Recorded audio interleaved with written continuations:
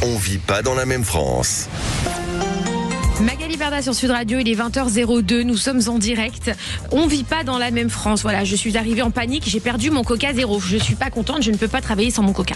Où est mon Coca Zéro? Yannick. Aux couleurs de Sud Radio. Il est à la poubelle. Alors, vous l'avez jeté? C'est une honte. Comment vous avez pu jeter mon Coca Zéro?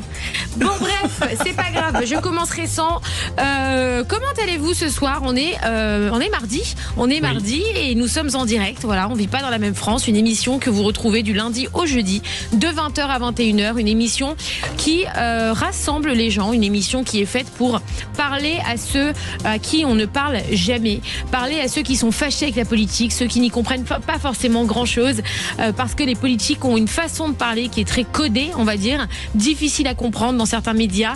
Et nous, on s'adresse à tous ceux qui ne la comprennent pas et qui du coup s'en sont détachés parce que voilà, ils en ont ras-le-bol, ils ont envie de mots simples, de choses, d'actes, etc., etc. Et chaque soir, on reçoit un député, un sénateur, un ministre. On reçoit plein de monde en face d'un institutionnel ou bien d'un influenceur ou bien d'une personnalité publique. Alors les influenceurs, les institutionnels, on les aime pas. On peut les aimer, on peut les critiquer. En attendant, on leur enlèvera pas qu'ils réussissent à fédérer des dizaines, des centaines, des millions de personnes, contrairement aux politiques qui ont un peu plus de mal à se faire entendre et comprendre. Donc on s'est dit pourquoi pas les faire se rencontrer, et puis quelque part ça donnera la parole à ceux qui n'ont pas l'habitude de parler politique, et on espère réconcilier la politique avec nos politiques. Ça se dit ce que je viens de dire là ou pas? On veut réconcilier les gens comme nous en fait, avec mon petit Valentin ce soir qui remplace Mathias. Toujours aussi rayonnante, ça met la pression dès le début d'émission, Magali. J'ai perdu mon Coca Zéro, je suis en fait. Il faut lui trouver son Coca Zéro. Le règlement intérieur interdit les boissons au studio, Mag. C'est pour ça qu'il est dehors, ton soda. Ah bon? Et d'ailleurs, on peut le rappeler, ce soir encore, je suis la voix des réseaux et des auditeurs. Exactement. Donc n'hésitez pas à réagir sur le live Magali Berda sur Instagram et sur le live YouTube Sud Radio, meilleure radio de France. Alors, non, meilleure radio de France, plus grosse chaîne YouTube d'une radio de France, 1,2 million. 1,2 million d'abonnés, c'est pas rien. Nous sommes en live, en direct, tous les soirs, sur cette magnifique chaîne YouTube. Ils font plus fort que les YouTubeurs. Non mais c'est vrai. Il faut le dire. C'est magnifique, c'est magnifique. Alors ce soir, on parle, s'il vous plaît, des Outre-mer. Est-ce que les Outre-mer sont les grands oubliés de la République? Mais c'est vrai, on va en parler parce que c'est un sujet. On reçoit ce soir Rodi Tolassi, qui est député RN de la Guadeloupe. Bonsoir. Bonsoir. Et on reçoit Babette de Rosière, qui est arrivée avec un grand sourire, qui est chef et conseillère régionale de la région Île-de-France. Bonsoir. Enchantée. Je tiens à préciser qu'il y a de bons présentateurs ici. Ah, merci. Et des bons animateurs. Ça, c'est gentil. Vous parlez de nous? Eh bien sûr, je connais bien la radio, donc je l'écoute. C'est pourquoi je profite pour vous dire ça. Ça, c'est gentil, ça me fait plaisir. On passe du chaud au froid, mais on est vrai. Merci beaucoup, ça c'est gentil. Parlons vrai, c'est le slogan de la radio Sud Radio. C'est pour ça que je dis ça. C'est pour ça que d'ailleurs, c'est les seuls qui m'ont prise. Les autres ne veulent pas de moi. Il n'y a que Sud Radio qui m'a prise. Ah, parce qu'on parle vrai. Voilà, parce que je leur ai dit, moi je parle sans tabou, je parle avec un français un peu plus détendu que les autres. Bon voilà quoi, je suis cash quoi. Je suis cash, je suis personne. Je m'en fous, moi je veux vivre tranquille, je veux être heureuse. Je veux kiffer ma vie, je veux que les gens kiffent leur vie. Voilà, on n'est pas du tout dans les mêmes ambiances. Vous allez voir, cette émission est très très feel good. Et on reçoit du coup Babette de Rosière. Alors, je vous présente Babette. Oui. Vous êtes une figure incontournable de la gastronomie française. Ah bon? Il paraît. Ah bon? C'est votre petit doigt qui vous a dit ça. Vous m'invitez quand à manger?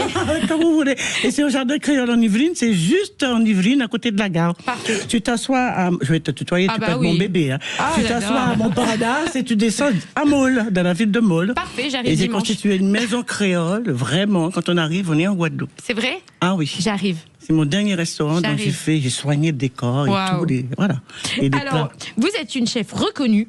Vous avez su mettre à l'honneur des saveurs antillaises et défendre une cuisine authentique, généreuse et engagée. Oui. Au-delà des fourneaux, vous êtes également conseillère régionale. Oui. C'est quand même extraordinaire. C'est notre cuisine. Non, mais on adore une femme qui est dans la cuisine. Ouais. C'est extraordinaire. Moi, je sais pas cuisiner. Moi, je sais cuisiner comme ça, la cuisine. Moi, je connais que Uber Eats. Donc, c'est un vrai. Mais j'en ai honte. C'est un vrai problème. Je ne sais pas. Ah oui. Comment on peut dire ça à la radio? Non, je vous jure, c'est une honte. Mais je parle vrai, je dis la vérité, je ne mens pas. Je ne sais pas faire la cuisine et je suis tellement admirative des femmes qui ont ce talent-là, parce que pour moi, c'est un talent. Et voilà. Et moi, je reste admirative. Et non seulement ça, je dispense des cours de cuisine parce qu'à l'hôtel de la Marine, qui fait partie du premier site que j'ai créé en Ile-de-France de gastronomie, tous les mercredis, je donne des cours de cuisine dans l'école du Cordon Bleu. Ah ben, alors, il faut venir. Moi, je vais t'inviter. Tu viendras prendre des cours de cuisine. Ah, ça créole, va être drôle. Cuisine créole. C'est la première école qui fait. Ça va être très drôle. Ça va être très drôle. Et alors, en plus, vous êtes une femme politique. Ben oui. Mais alors, vous êtes vraiment mon idole. Bah écoutez, ben oui, il faut savoir ce qui se passe aussi là-bas. J'adore. Oui, j'ai cherché à savoir et je sais tout maintenant. Alors, vous êtes investi dans les enjeux économiques, culturels et patrimoniaux de votre territoire. Absolument. Votre parcours mêle passion, transmission et engagement public. Et ce soir, nous sommes ravis de vous recevoir pour évoquer les territoires ultramarins. Ouais. Pourquoi avoir, en plus de vos fourneaux, fait de la politique? Comment vous vous êtes lancé en politique? Vous savez, quand on est en cuisine, on fait de la politique tout le temps. Quand on est dans un restaurant, on fait de la politique tout le temps. D'ailleurs, j'ai commencé à faire de la politique au restaurant. Déjà, tu rencontres tous les hommes politiques et tout ça, et ils sont détendus. Ouais. Donc, tu apprends beaucoup de choses. D'ailleurs, quand on fait une enquête, on vient d'abord chez les restaurateurs, parce qu'on sait que tout part de là. Et pourquoi je suis rentré en politique vraiment? Parce qu'il faut savoir qu'avant ça, j'ai vécu avec un homme politique depuis pendant longtemps. Ah bon? Et je savais exactement ce que c'était de la politique. D'ailleurs, je l'ai quitté par rapport à la politique. Pourquoi? Ben parce qu'il n'était jamais là, les discours, tout ça, j'avais ras-le-bol, et voilà, ça m'intéressait pas vraiment. Mais lorsque j'ai décidé de suivre Valérie Pécresse, qui a pleuré, qui est venue pleurnicher chez moi pendant 2 ans pour m'avoir, je savais que j'allais être utile parce que je me suis dit, c'est un pan. La cuisine créole, c'est un pan de la cuisine française. Et moi, comme je défends les Outre-mer, ça me permettra d'être légitime pour défendre mes Outre-mer. Voilà pourquoi je suis entré en politique. Et moi, je n'ai jamais changé de mon fusil d'épaule. J'ai toujours, depuis très jeune, je me suis occupé des Outre-mer en passant par la télévision, parce que j'ai fait beaucoup de télévision très jeune. Et ça m'a beaucoup marqué.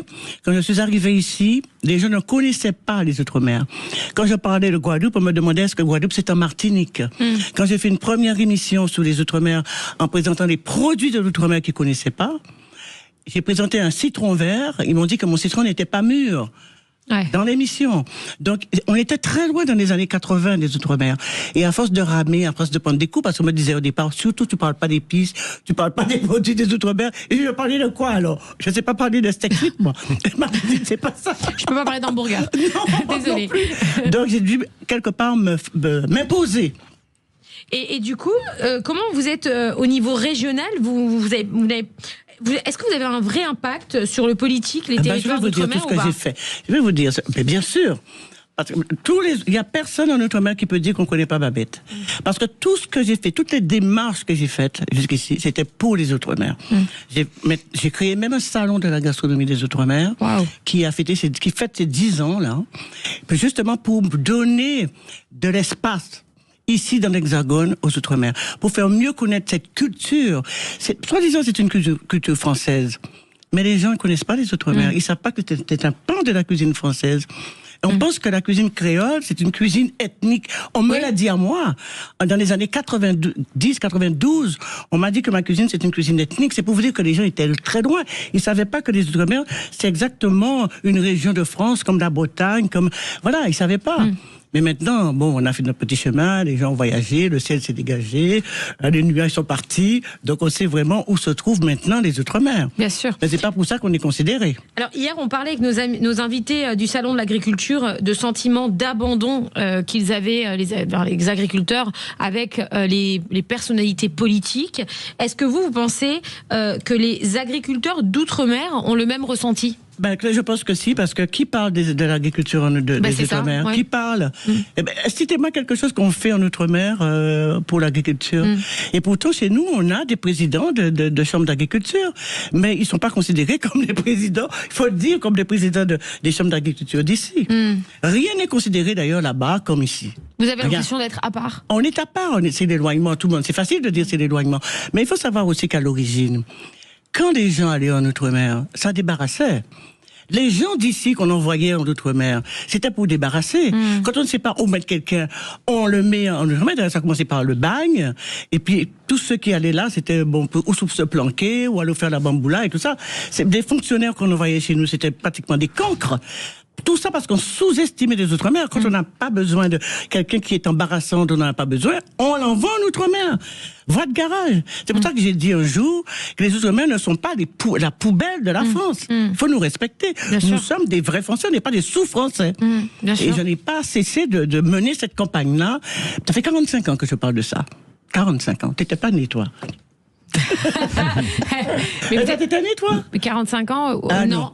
J'avais un an. Non, j'allais naître dans un an. Ah ben, t'avais tes couches. 44. Non, j'étais pas née. J'ai 44. J'ai 44. Tu vois. J'étais en cours de fabrication. En cours de fabrication. Bienvenue, Anna. Mais vous avez quel âge? Oh, si je vous dis, je vais fêter mes 80 ans le 26 mai. Bravo. Non. Incroyable. Oui. 80 ans? 80, je vais fêter le 27 mai, là.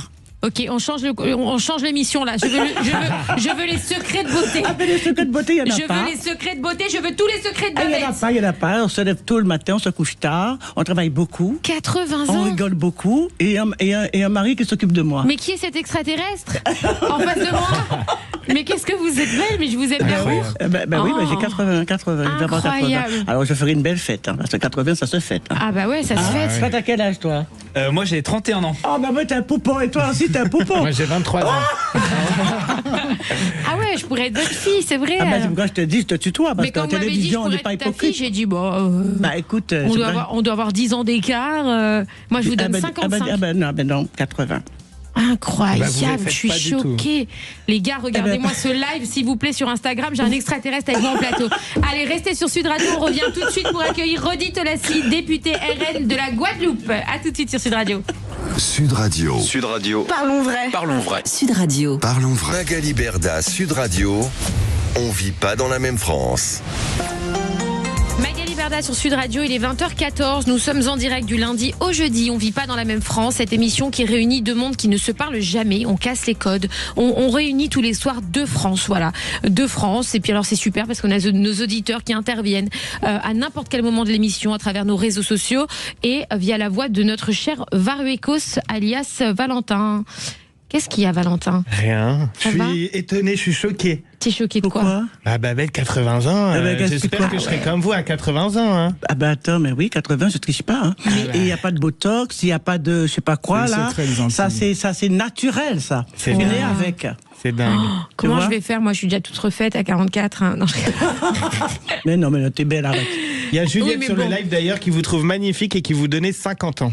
Ah ben Mais merci, j'ai dit 50 merci. moi aussi. J'aimerais Ouais, tellement c'est avoir dingue. 50 ans. C'est pour ça quand elle m'a dit tu pourrais être ma fille, j'ai dit oh t'abuses un Ah, je suis peu encore quand Bah même. oui, mais je te dis d'entrée de jeu, on se tutoie, tu peux être ma fille. C'est vrai, Incroyable. t'étais même pas née. Vous avez des enfants? Si, une fille. Oh, elle a quel âge? Oh ben là, plus de 50 ans. Ah ouais? Eh ben oui.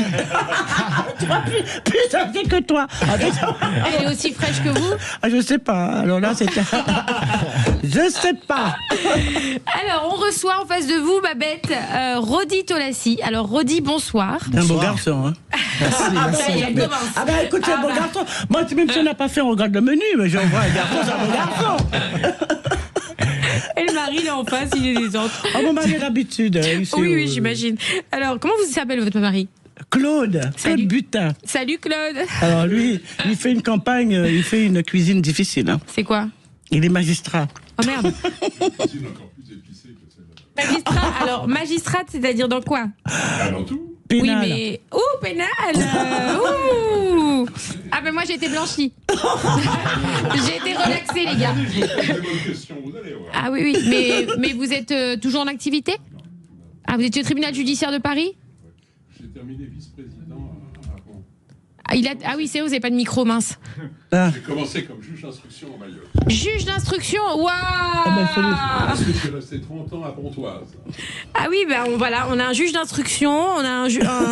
Ah oui. Bon, bah écoutez, on se tient à carreau. Moi, j'adore la justice. Ah bon? En ce moment, je les aime. Ils m'accompagnent dans ma lutte contre le cyberharcèlement. Je peux vous dire que moi, je suis là, je suis côté victime, et je peux vous dire que moi, j'ai un très grand respect. J'ai fait une interview ce matin à l'AFP d'ailleurs, où je disais que la justice, moi, m'a sauvé la vie. Je pense que s'il n'y avait pas eu la justice et si j'étais pas passée devant, mais vraiment en tant que victime, s'il n'y avait pas eu ce procès de cyberharcèlement, je ne serais plus présente. Et je vous jure que c'est vrai, je le pense sincèrement. Et j'en ai fait une interview ce matin, donc moi, je peux vous dire que voilà, c'est. Vous êtes contente de la décision Moi, je suis très heureuse de la décision qu'il y a eu effectivement dans le cadre du cyberharcèlement. Qu'est-ce qu'il y a, Yannick? En fait, le système de la radio, je suis désolé, mais c'est de parler dans un micro. Sinon, les auditeurs C'est-à-dire que vous discutez, mais on n'entend que toi, Magali, donc c'est compliqué. Mais on est entre nous, on parle vrai. On parle vrai, les Mais gars. oui, Je suis on est comme à désolée. la maison ici. Voilà. Non, mais j'ai en face de moi nos auditeurs d'amour, un juge d'instruction. Voilà. Donc je parle avec lui. Non, mais moi j'ai un profond respect pour votre profession. Voilà. Et attention, j'étais aussi dans le banc des accusés, fut un temps.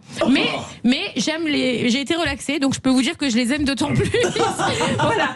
Donc on part sur Rodi Tolassi. Vous êtes donc député du Rassemblement national de la Guadeloupe. Vous êtes engagé sur les questions de pouvoir d'achat, de sécurité, de développement économique des territoires ultramarins. Vous portez à l'Assemblée nationale la voix des Guadeloupéens. Plutôt au Parlement européen. Ah, vous êtes au Parlement européen? Exactement. Ah, vous êtes député européen? Exactement. Bah alors, c'est très bien d'être député européen. Ça viendra peut-être un jour. C'est encore plus grand d'être député européen. Exactement. Votre parcours s'inscrit dans une volonté de défendre les spécificités locales tout en participant aux grands débats nationaux. Ce soir, nous vous recevons pour comprendre vos priorités, votre vision pour les territoires ultramarins. Je vais peut-être poser une question bête, mais comment on fait pour être proche de ces administrés et en même temps être du coup au Parlement européen pour défendre les habitants d'outre-mer? On est sportif, voilà, on est sportif. Je voyage énormément pour être à leur côté un maximum de temps, le plus que possible. Même s'il faut rentrer 2 jours, je tiens à être à leur côté pour m'imprégner du quotidien. Vous rentrez combien de fois par mois à peu près? Je rentre au moins 2 fois. Je suis 2 fois, une fois à Strasbourg, une semaine à Strasbourg, une semaine à Bruxelles, et le reste, entre l'émission et la Guadeloupe, j'essaie le plus souvent d'être aux côtés de ma famille, de mes proches et surtout de mes concitoyens de là-bas qui ne vivent pas dans la même France, qui vivent dans une France totalement, qui est totalement abandonnée. Nous avons l'impression que nos dirigeants sont déconnectés des réalités que vivent nos compatriotes d'outre-mer, et sur pour plusieurs raisons, sur des sujets qui durent depuis longtemps, des sujets qui ne devraient pas exister. On a l'impression de vivre dans un territoire du tiers-monde. Je vous donne l'exemple de la Guyane, où près d'un tiers de notre population est en extrême pauvreté. Je ne vous parle même pas de pauvreté, je vous parle d'extrême pauvreté. La Guadeloupe, c'est un tiers aussi sous le seuil de pauvreté. Donc, sur 380 000, vous avez plus de 130 000 habitants qui sont sous le seuil de pauvreté. Donc, vous avez des difficultés qui sont notoires, qui sont pertinentes depuis un certain temps et qui ne sont jamais réglées par les différents gouvernements qui se sont succédés, qu'ils soient de gauche ou de droite, et donc qui nous ont amenés vers le constat dans les urnes, de voir que le Rassemblement national a énormément progressé, parce qu'effectivement, il n'y a que ce parti qui ose parler de ces territoires, les territoires d'outre-mer. Vous pouvez le voir notamment au travers de Marine Le Pen, ou notamment au travers de nos collègues à l'Assemblée nationale sur le sujet de la violence. Un territoire comme la Guadeloupe ou la Martinique, nous avons un taux d'homicide de près de 12 pour 100 000 habitants. Si nous devons reporter ça à l'agglomération de Marseille qui compte 1,8 million d'habitants, on serait à 210 homicides. Aucun gouvernement ne l'aurait accepté sur le territoire national. Si, français, le gouvernement l'accepte. Non, il n'aurait pas accepté sur le territoire hexagonal. Ouais. Effectivement, ils auraient déjà mis les moyens en conséquence pour éradiquer le problème. Alors que chez nous, on voit que chaque semaine, vous avez un homicide. Chaque semaine, vous avez un homicide. Que ce soit en Guadeloupe, que ce soit en Martinique. Ou en Guyane aussi, nous avons des taux d'homicide qui sont extrêmement importants. Sans te couper, quand on parle de Guadeloupe, les gens parlent d'homicide. C'est l'image que nous avons. C'est violent, il y a toujours quelque chose qui se passe là-bas. D'ailleurs, dans les faits divers, quand on parle de la Guadeloupe, des Outre-mer en général, on ne parle que de ça. À part la météo, voilà. Un fait divers comme ça intéresse tout le monde. Tout le reste, c'est à l'abandon. Donc, sur différents sujets, la problématique de l'eau, voilà. La Guadeloupe n'est pas le seul territoire à avoir un problème d'eau. On parle de la Martinique, de la Guyane, on parle de Mayotte aussi. Et la Réunion, ça commence à venir aussi. On ne l'aurait pas accepté non plus pour un territoire de l'Hexagone. Le manque de développement économique, le manque de perspective. Et notamment, c'est pour ça que je me suis engagé en politique. C'est parce que nous ne vivons pas dans la même France. Et quand j'ai eu la chance de me rendre en Hexagone, de vivre et de travailler pendant 2 ans ici, je me suis rendu compte que j'avais déjà mon enfant. Je me suis rendu compte de la différence qu'il y avait de traitement, de considération. Mais aussi, je me suis dit qu'il n'était pas possible que je puisse avoir cette forme d'égoïsme d'avoir eu la chance de grandir quand même en Guadeloupe, autour des campagnes que nous connaissons, des rivières, de la mer, de la montagne, etc. Alors justement, de la nature. on parle beaucoup de problèmes d'eau potable. Pourquoi, avec toutes les technologies aujourd'hui qu'on dispose, pourquoi on n'a pas encore réglé ce problème? Parce que c'est une question de volonté et de priorité.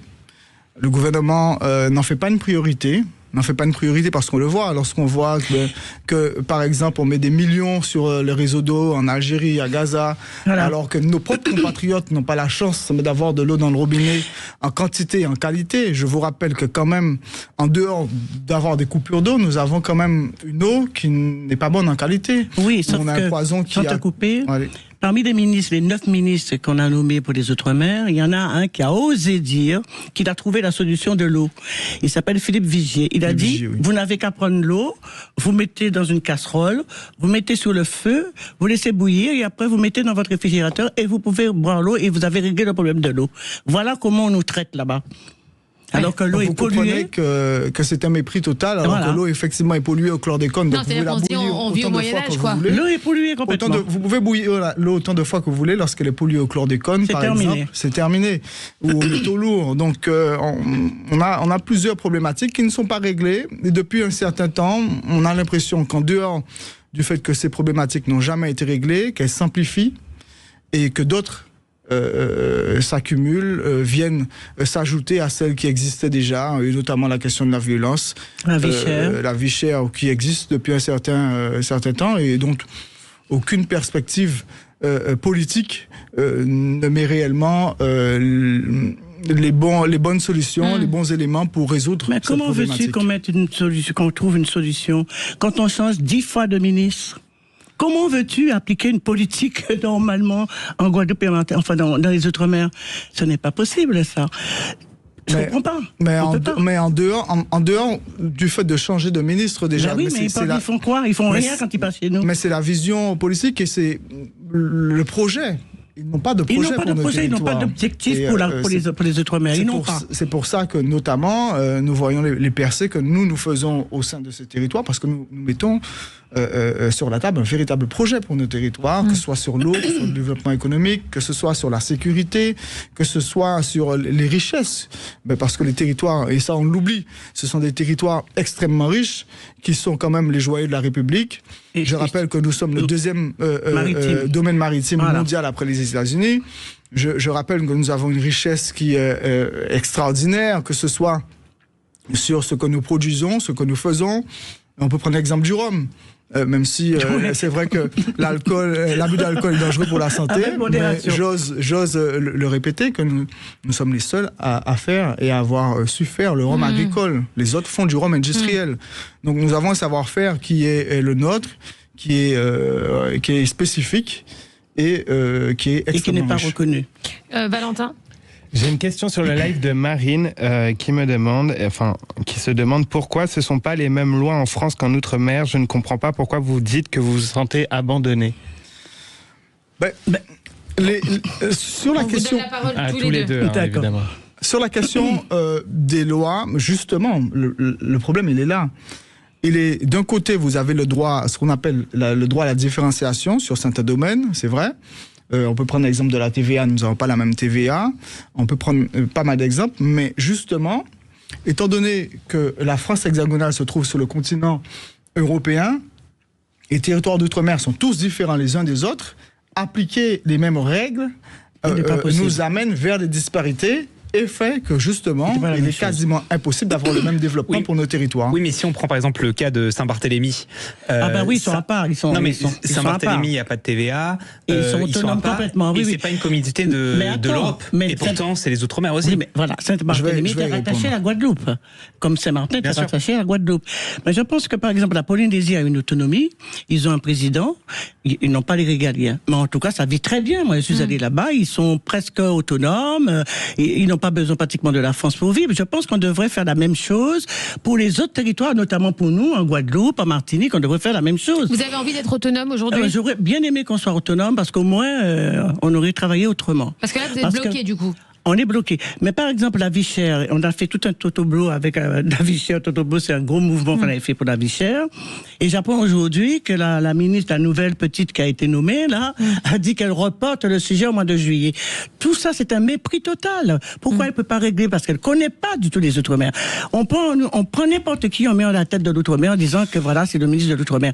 Mais ça suffit pas. Donc, c'est une forme de mépris déjà, de nous envoyer n'importe qui, déjà qui ne maîtrise pas la situation économique de là-bas, et qui se propulse ce ministre et qui veut parler de l'Outre-mer. Non, moi je me révolte contre ça. Oui. Je vais répondre quand même sur Je vous laisse répondre juste après la petite pause sur Sud Radio. On va justement attendre cette pause et on tease votre réponse et on a hâte de l'entendre. À tout de suite sur Sud Radio. Sud Radio. Sud Radio. Parlons vrai. Parlons vrai. Sud Radio. Parlons vrai. Tous les jours, réveillez-vous avec Patrick Roger dans le Grand Matin Sud Radio. Et à 8h15, retrouvez l'invité politique avec Jean-François Aquili. Magali Berda sur Sud Radio, il est 20h29. Nous sommes en direct pour une émission très spéciale sur les Outre-mer. Voilà, parce que nous, les Outre-mer, on les aime. Et nous, ce ne sont pas nos oubliés. Voilà, sur Sud Radio. D'ailleurs, la question qu'on se pose ce soir, c'est est-ce que c'est les grands oubliés de la France, par contre? Du coup, ce soir, on reçoit pour en parler Rodi Tolassi, qui est député européen RN de la Guadeloupe, en face de Babette de Rosière, alors qui est chef culinaire, chef cuisinière. Elle est extraordinaire. Voilà, c'est une bombe atomique, je vous le dis. Voilà, elle a ouvert son nouveau restaurant, le Jardin Créole. En Yvelines en Yvelines, dans lequel on va aller manger dimanche, bien sûr. Vous êtes tous les bienvenus. Non, je rigole. Dimanche, je fais la fête des grands-mères. Avec un brunch, bien sûr. C'est dimanche? Dimanche, la fête des grands-mères, avec un brunch. C'est 49 €. Tu viens, tu t'installes, il y a la musique, il y a tout et tu manges tout. Trop bien. À gogo. Buffet à volonté. Tu manges, tu bois. Tous au brunch Voilà, chez Babette. Et il y a des chanteuses. Ah ben oui, mais venez. Ah, mais il y a une chanteuse et tout. Est-ce qu'il y a de la sauce chien? J'adore ça. Tout, mais évidemment. j'adore. D'où tu connais la sauce? Je vais souvent dans les Antilles, j'adore. Vous savez que mon mari est né en Martinique, à Fort-de-France. Ah ben tu crois pas les créoles, vous? Pas du tout. Alors, mais lui non plus, je vous rassure. Mais il est né vraiment en Martinique. Il est né papa créole, alors ça me vexe. Je crois qu'il est parti très bébé. Mais ça me vexe, ça. Ah, je sais. Ouais. Je vais lui dire. Ouais. Et on reçoit, Rodi, je l'ai dit, Babette, donc, et qui est aussi, bien sûr, conseillère régionale de la région Île-de-France. Je suis accompagnée de Valentin, qui vous lit et qui vous, voilà, qui est votre voix ce soir sur Sud Radio. Réactions. Exactement, on veut un max de réactions. Alors, on a la réponse de Rodi Tolassi aux propos que nous a donné Non, il n'a pas fini. Il n'a pas fini. Ben non, justement, c'est la réponse. On veut la réponse. Exactement. Il a dit, je vais vous répondre. Moi aussi, je veux répondre. Oui. Alors, j'ai dit, on a teasé la réponse. Sur la question de Saint-Barthélemy, Saint-Barthélemy est un cas à part. C'est un caprice de riche. Et donc, je vous mets au défi même de vous loger à Saint-Barth. C'est quasiment impossible. Les profs ont du mal à se loger. Et donc, la vie est très chère parce que c'est vraiment des ultra riches qui se rendent à Saint-Barth. Là où il y a la maison de Johnny Hallyday. Exactement, mais pas que. Je rappelle que c'est là où Rockefeller, notamment, a élu domicile, etc. Donc, tous les milliardaires, quasiment, s'y rendent et connaissent Saint-Barth. Donc, c'est un caprice de riche qui fait que, justement, cette situation a donné à Saint-Barth une forme d'autonomie financière parce qu'ils ont une capacité de recevoir des gens qui ont les moyens financiers. Et donc, ça donne ce résultat. Mais c'est pas le cas de l'ensemble des Outre-mer. Non. Et nous allons pas forcément devenir des caprices de riches pour tous. Et donc, la situation de chacun est totalement différente. Et vous avez juste l'exemple à côté, Saint-Martin, pour autant qu'il y a une forme d'autonomie. Ça ne fonctionne pas forcément. Et c'est là où, malheureusement, j'ai quand même une forme de désaccord, malheureusement, avec Babette. Je n'aurais pas aimé. Mais l'autonomie, si on regarde en majorité, la plupart des départements, ça se passe mal. Et le territoire où ça se passe le mieux, sur les chiffres, c'est la Réunion. Et la Polynésie aussi. C'est la Réunion. Les deux. C'est la Réunion, quand même, pour moi, et qui ne parle pas du tout d'autonomie.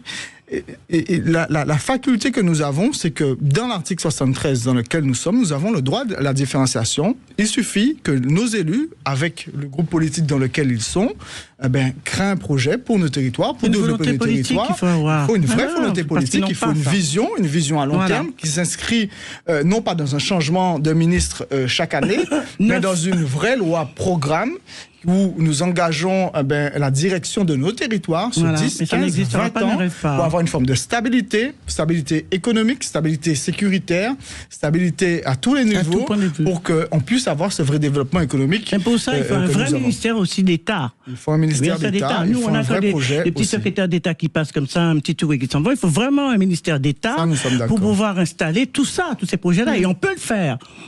Et on peut le faire. Et si on parle de concret, est-ce que par exemple, supprimer la TVA pour tous les territoires d'outre-mer serait une solution? Ça serait aussi une solution, même si on peut faire une réforme. Je pense que ça va être difficile, l'octroi de mer. C'est un truc qui va être compliqué. Mais si on commence à baisser la... Mais non, on a une TVA différente de toute façon. Elle existe encore. Si, elle existe encore. Mais si on arrive à supprimer, ne rêvons pas. On a parlé de deux sujets. Babette a relevé le sujet le plus compliqué, c'est la question de l'octroi de mer. L'octroi de mer. Alors, justement, pour vous dire que l'outre-mer ne vit pas dans la même France, l'octroi de mer est une taxe spécifique au territoire ultramarin pour financer, en réalité, à la base, ce n'était pas pour ça, pour financer les collectivités locales, le fonctionnement. Je vais vous faire un peu l'historique de l'octroi de mer. L'octroi de mer a été créé par Colbert à l'époque de l'esclavage pour que les colonies ne puissent pas coûter un sou à la mère patrie. Voilà la réalité de l'octroi de mer qui subsiste encore dans nos territoires, qui devait être aboli ou même réformé dans un sens où d'un côté, ça protège la production locale et de l'autre, ça finance l'autonomie de nos territoires. Ce n'est pas ce qui est fait. Il est aujourd'hui permis aux collectivités d'encaisser ces recettes de l'octroi de mer pour financer les collectivités locales. Et de l'autre côté, vous avez un désengagement de l'État vis-à-vis de nos territoires. Bon. C'est extrêmement vicieux. Ouais. Pourquoi ? Parce que ça dit en réalité quelque chose d'extrêmement clair. Plus il y a d'importations, plus il y a de recettes pour les collectivités et plus nous rentrons dans un cercle vicieux de l'importation massive et non de l'autonomie de nos territoires, autonomie alimentaire, industrielle, etc. On ne pourra pas avoir l'autonomie sur tout, mais il y a un certain nombre de sujets quand même.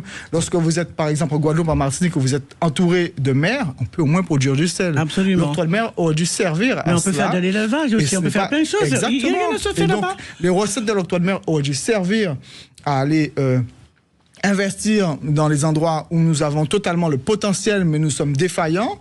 Et donc, ce n'est pas ce qui est fait de l'octroi de mer. Et l'octroi de mer, et ça, c'est pas moi qui le dis, c'est la Cour des comptes qui dit est l'un des facteurs de renchérissement. Je ne dis pas que c'est uniquement et l'un des facteurs de renchérissement du coût de la vie. Ouais. Il y a aussi l'insularité, le coût du transport, etc., etc. Le manque d'autonomie alimentaire de nos territoires aussi. Et le manque de pouvoir d'achat surtout. Question pour Babette. Comment expliquer que la vie soit jusqu'à 30 à 40% plus chère là-bas ? Eh bien, il faut poser la question au président de la République. Ah bon, attendez, bougez pas, je il faut l'appeler. Allô, Manu. Parce que pourquoi la vie est plus chère ? Qu'est-ce que tu fais là-bas ? Quand on paye un litre de lait à 5 euros, un kilo de gris à 5 euros, mais tous les produits qu'on emmène là-bas, et c'est surtaxé. C'est pour ça que la vie est plus chère. La vie est plus chère de 42% maintenant là-bas. C'est énorme. Non, mais c'est hallucinant. Quand on va faire les courses, enfin, quand tu compares, c'est hallucinant. Mais quand un fonctionnaire qui a vécu ici, pas plus. Non, quand un fonctionnaire, on gagne rien du tout. Il y a un pape justement en Martinique qui est Monsieur Bernard Ayotte, qui a mis mainmise sur toute l'économie de la Martinique et de la Guadeloupe. Il fait son beurre. C'est lui qui gère pratiquement tout au niveau des automobiles, au niveau de tout ce qui est des consommables. Il fait ce qu'il veut. Il remplit ses poches au détriment des petits du camarins qui sont là à tirer la langue avec quelquefois même pas le SMIC pour vivre. Non, les produits sont la vie est très chère là-bas. Alors, c'est-à-dire qu'un fonctionnaire... Un fonctionnaire qui quitte ici, qui a, disons, qui a 2000 euros de salaire, même...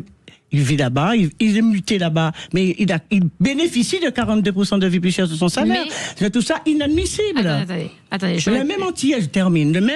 Le créole, s'il a passé toute sa vie ici, il travaille ici, mais il n'est pas assimilé comme l'autre. Quand il arrive là-bas, il n'a pas un copec sur son salaire. Ça, c'est un dysfonctionnement qui vient de la République. Donc en fait, un fonctionnaire qui gagne 2000 euros en France, qui est muté là-bas, gagnera 2000 euros pareil. Non, il va gagner 2000 euros plus 42% sur son salaire. Ah, donc il est augmenté. Mais bien sûr, parce que la vie est chère pour lui, mais pas pour les Outre-mer. Et vous savez le seuil de pauvreté là-bas, comment c'est ? Vous savez pas ? Non. Entre 500 et 700 euros par mois. Le seuil de pauvreté là-bas. Je parle globalement. Globalement. Voilà. Comment voulez-vous vivre avec ça ? Ah non, c'est impossible. Alors, est-ce que l'Hexagone découvre souvent les Outre-mer uniquement en période de crise? Est-ce que vous avez la sensation qu'il y a une invisibilisation permanente? écoutez, quand il y a un fait divers en Outre-mer, par exemple un cyclone, tout le monde se déporte, les gens vont là-bas pour voir ce qui se passe là-bas. Mais après, c'est fini, ils font rien. Ça, c'est le buzz. Ils ne font rien du tout. Ils ne parlent des Outre-mer que quand il y a des choses comme ça. Autrement dit, d'ailleurs, on avait une télévision des Outre-mer qui était très bien et qui nous rapprochait de nos Outre-mer. La première chose qu'il a fait le président de la République, c'est d'annuler, d'effacer carrément l'image de l'Outre-mer à Paris. Donc, on a enlevé le François, qui marchait très bien et qui donnait une grande visibilité. C'était le cordon ombilical entre les Outre-mer et nous. Il avait promis pendant sa campagne qu'il ne toucherait pas à François. La première chose qu'il a faite, c'est ça. Donc, on n'a plus aucune visibilité. De temps en temps, pas tout à fait parcellaire, on entend des actualités sur peut-être une chaîne comme ça, mais il n'y a rien destiné justement à l'Outre-mer. Ouais. C'est pour ça que je dis que l'Outre-mer, c'est les oubliés de la République. Alors, est-ce que les écarts de salaire aux Antilles sont-ils liés à la concentration économique historique, notamment chez les béquets? Alors, j'explique à nos auditeurs. Béquet, c'est un mot que je n'aime pas. C'est lui. Je n'aime pas du tout ce mot-là. C'est lui, c'est sa faute. Je n'aime pas. Non, mais Béquet, non. Moi, j'ai peur de Babette, moi. Non, je vous dis Béquet. Yannick, je m'en fous, je te balance. Non, on peut parler des béquets. Alors, je vous dis la définition, pour les gens qui nous écoutent, nos auditeurs, les béquets sont des descendants des premiers colons européens installés en Martinique et en Guadeloupe. Vous dites si je me trompe. Ils possèdent historiquement une partie importante des terres agricoles, notamment canne à sucre, et de certaines grandes entreprises locales, distribution, import-export, grande distribution. Tout à fait. Je vous ai dit que je parlais de Bernard Ayotte, c'est un béquet. C'est lui qui tient l'économie du pays dans ses mains, c'est pas normal. Et c'est un grand voyou, de toute façon, il vient d'avoir... Attends, je finis. Il m'a bondi, Rodi. Rodi, il a l'air pas bien. Rodi, il a l'air chaud, là. Là, le béquet, c'est un mot que je n'aime pas du tout, parce que de toute façon, j'ai un souvenir d'un film que j'ai vu justement sur les béquets. Il y en a un qui disait, je crois que c'était l'ancêtre d'Ayotte, qui disait, vous savez, les Noirs, là, il suffit de passer la main sur leurs cheveux et tout ça, et vous avez tout ce que vous voulez. Voilà comment on voit ça. Et puis on se mélange pas, nous sommes une race pure. Les béquets, c'est ça, c'est une race pure qui se mélange pas. Alors moi, je peux pas comprendre ce genre de choses. Et puis ces gens-là, ils viennent, ils accaparent toutes les terres, pratiquement tout, c'est pour eux. Non, la Guadeloupe n'appartient pas au béquet, je suis désolé, ni la Martinique, ni ailleurs.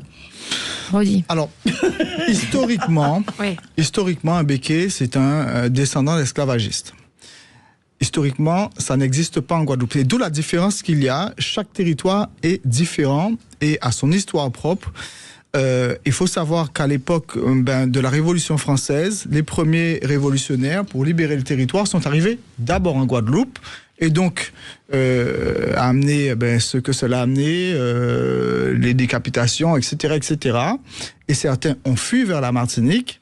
Et à ce moment-là, la Martinique est passée sous protectorat anglais et donc n'a pas aboli l'esclavage. Et donc, c'est pour ça que les béquets sont historiquement en Martinique et pas en Guadeloupe. Vous avez un petit peu en Guadeloupe quand même, hein? Oui, un petit peu en Guadeloupe, vraiment, ceux qui sont peut-être revenus, mais c'est minime. Mais historiquement, vous avez des blancs pays chez nous, ce qu'on appelle les blancs pays, mais il n'y a pas vraiment de descendants d'esclavagistes dans notre territoire en Guadeloupe. Moi, ce que je peux dire sur les salaires, partout où vous avez un manque de perspective et de développement économique, vous aurez toujours des salaires les plus bas parce que le chômage, tout comme l'immigration, fait partie des outils qui permettent de tenir les salaires au plus bas. Plus vous avez de demandes dans un poste, par exemple, une entreprise va accepter celui qui a le plus de compétences et celui qui accepte le plus bas salaire. Voilà. Ça, c'est pas normal. Et si on a le contraire, si par exemple vous avez un homme pour plusieurs postes à pourvoir, c'est l'entreprise qui est capable de donner le meilleur salaire pour les mêmes compétences. C'est là où il y aura ce monsieur, par exemple.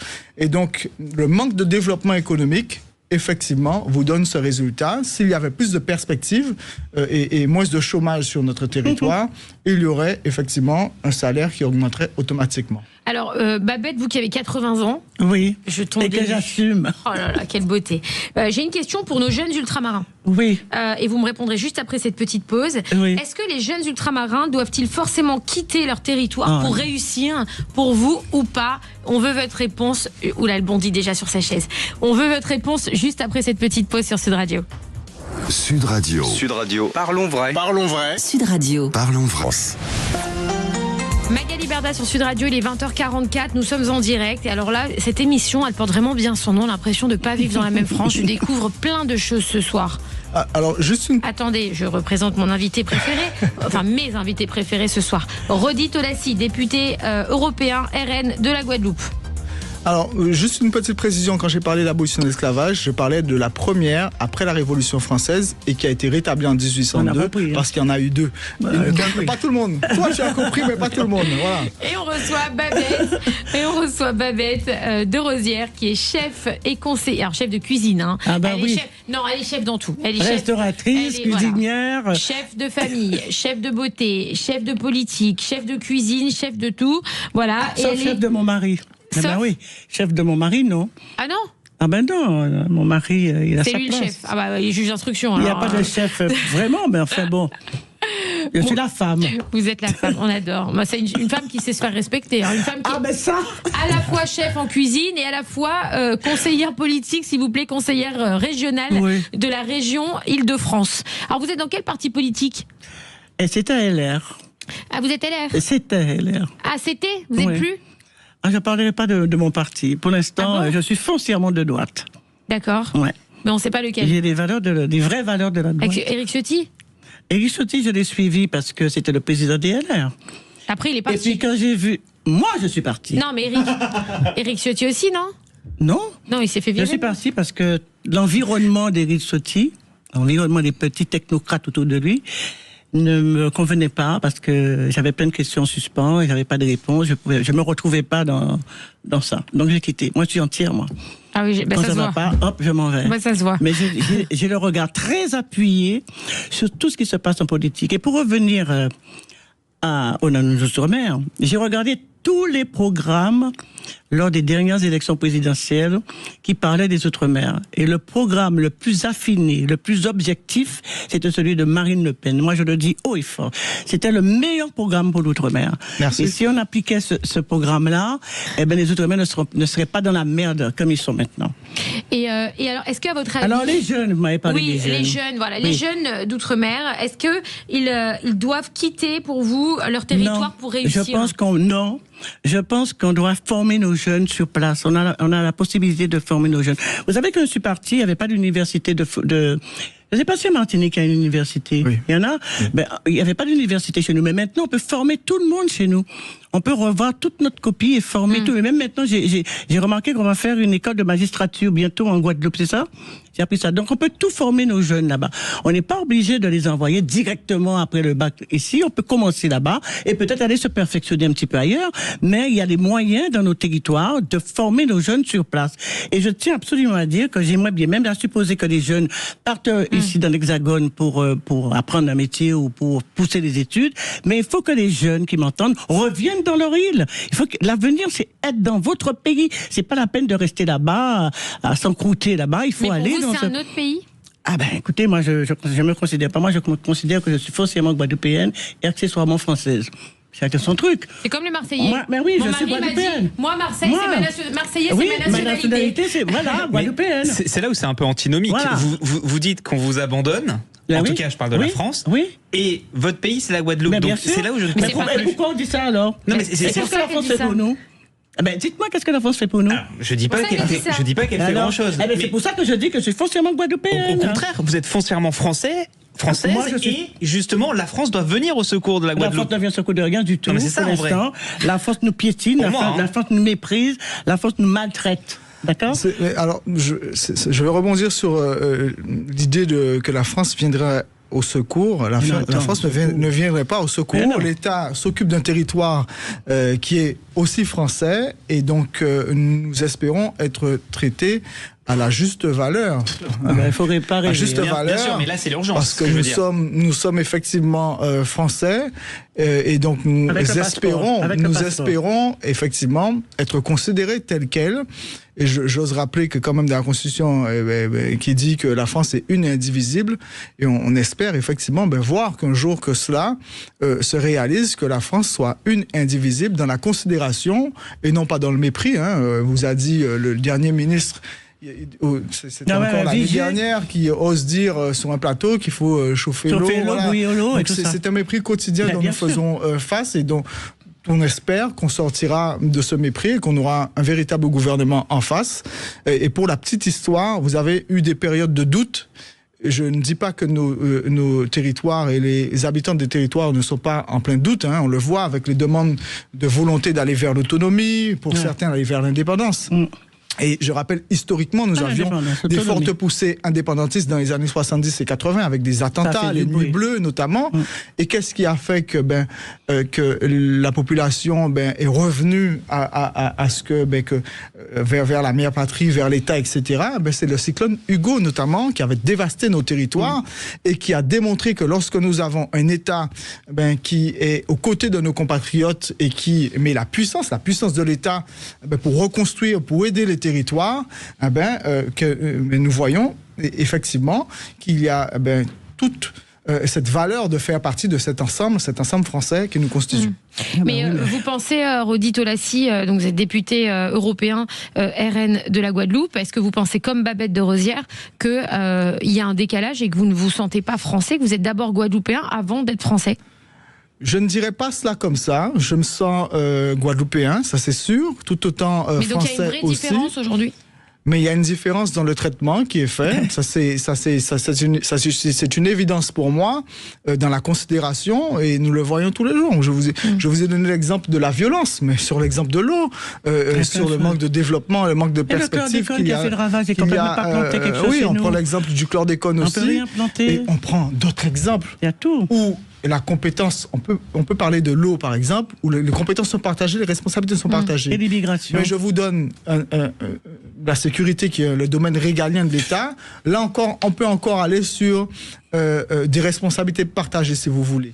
Mais je vous donne un exemple qui nous touche actuellement, qui va recommencer là, c'est sur la problématique des algues sargasses.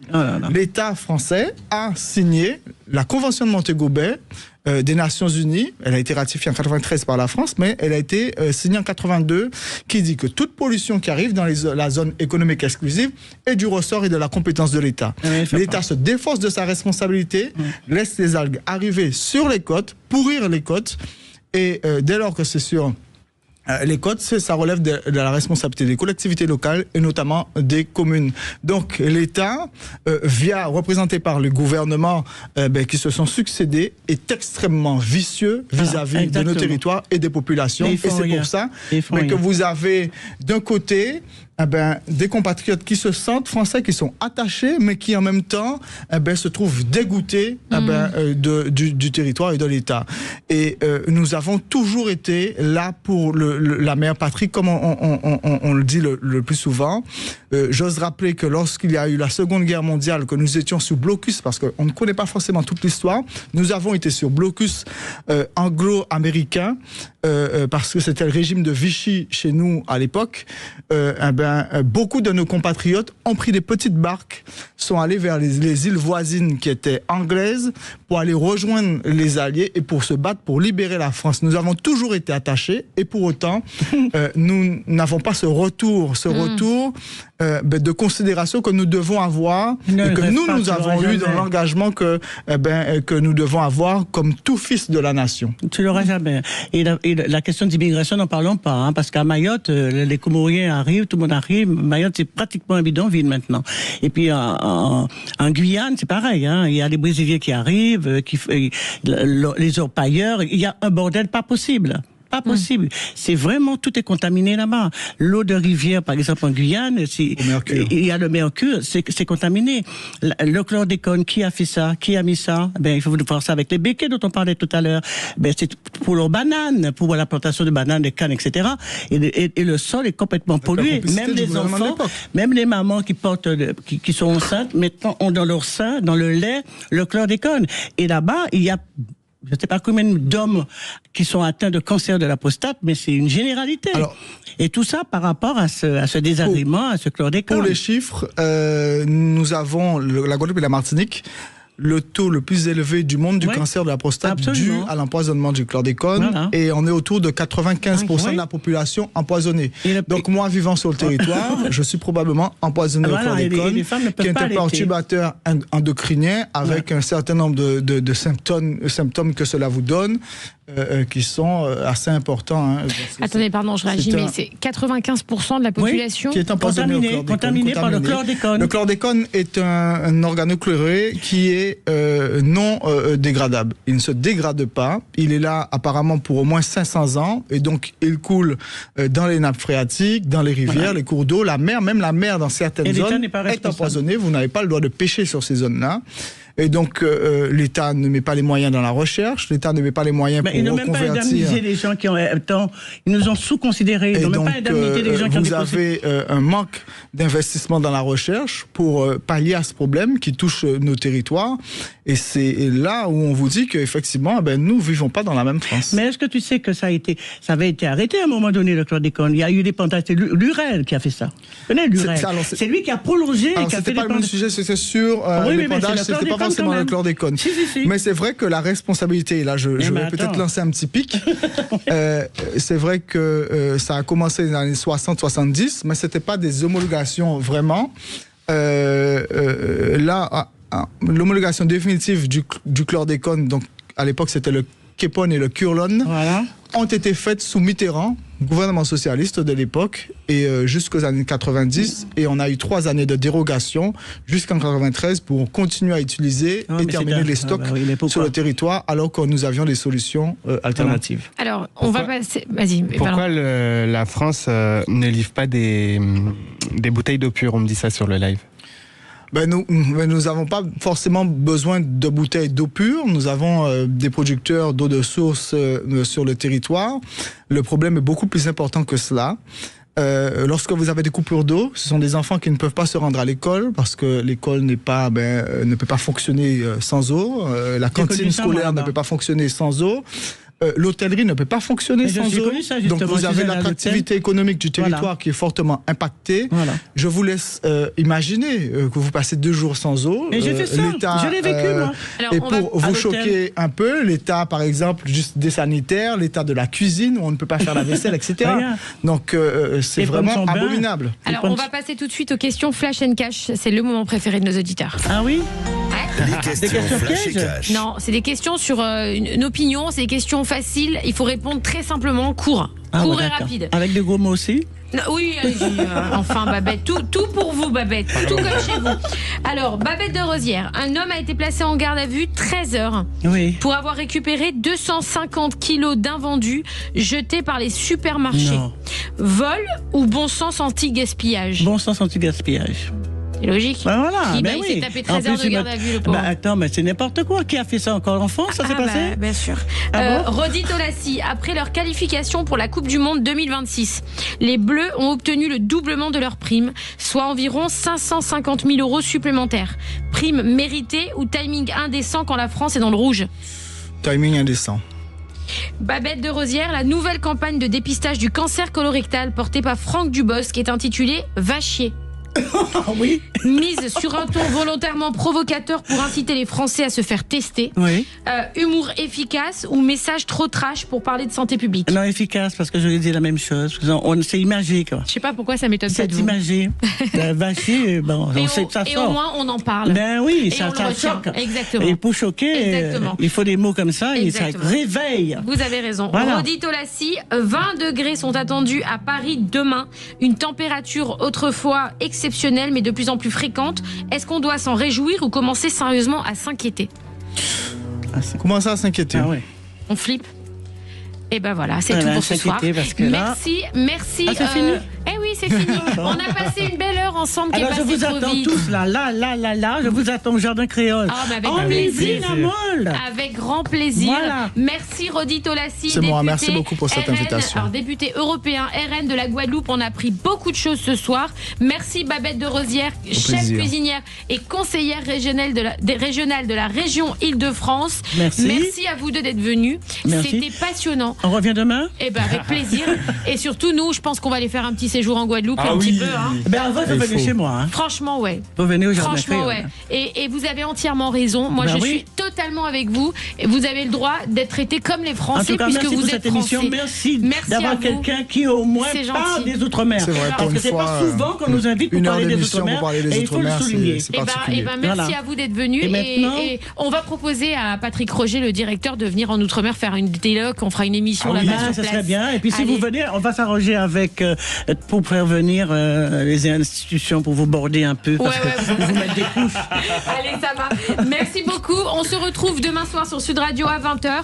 Et tout de suite, vous retrouvez les clés d'une vie avec Jacques Pessis et son invité, le chanteur Jean-Baptiste Guégan.